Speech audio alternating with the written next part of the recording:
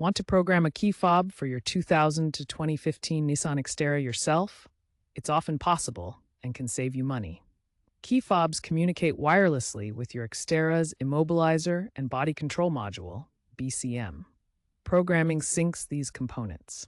Most methods involve turning the ignition to the on position without starting the engine and then turning back off in a sequence.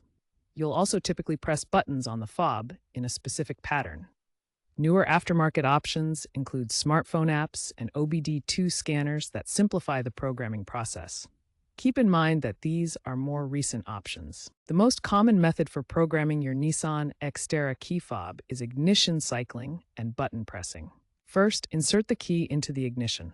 Turn the key to the on position without starting the engine, then back to off. Repeat this process 5 to 10 times in quick succession.